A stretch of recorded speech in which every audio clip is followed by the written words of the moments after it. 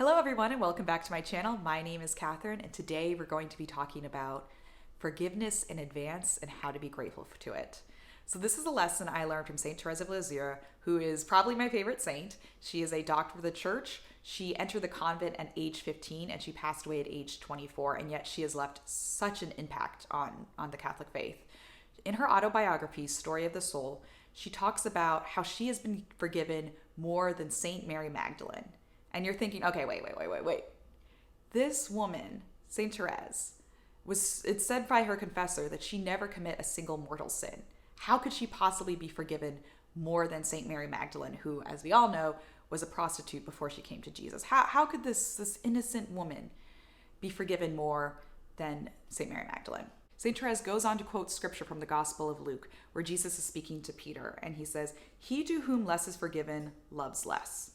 So what the heck? Like, how could St. Therese then love Jesus just as much or more than Mary Magdalene if she's been forgiven for less? Well, that's because Jesus has forgiven her and all of us in advance. Well, St. Therese gives this great example of a little boy who has a father who is a doctor.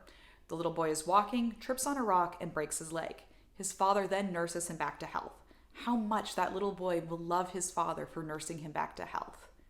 But imagine in another scenario. The little boy is walking with his father, the father sees the rock and removes it, and the little boy keeps walking and has no idea what his father just saved him from.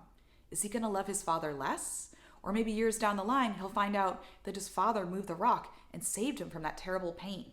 You guys, we need to be aware and grateful to the things God has removed from us and taken out of our path. I like to think about this when I'm sitting in traffic and I'm just thinking, okay, God, what pain you are removing me from by having me sit in this traffic, I am grateful to it.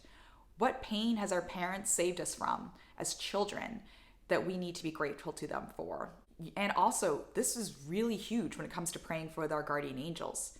I mean, I don't know what my guardian angel has done in my life, and I won't know until I'm in heaven. But I like to think my guardian angel has been interceding for me so much in life, removing so many obstacles. I mean, again, back to driving a car. You guys, we drive missiles. How are we not getting into car accidents all the time? And if, God forbid, you do get into an accident, you're going to be so grateful to your family and to the nurses and the doctors that nurse you back to health. But even if you don't get into a car accident, do you love your family and your neighbors and everyone less? No. It's so good to be aware of what we have already been forgiven for. And it's said that a pure soul can never love as much as a repentant soul. Oh, that is so not true. You guys, even if you have never committed a mortal sin or you've committed a million mortal sins, we can still love Jesus the equal amounts. I will admit, yes, I think the most I ever was in love with my ex-boyfriend is when I went to his apartment after getting dinner with some friends. Unfortunately, I became very sick and I got sick at his apartment and he took such good care of me and I was so grateful to him then. But imagine if he had been at dinner with me and prevented me from ordering that food that made me sick or something like that. Would I love him less?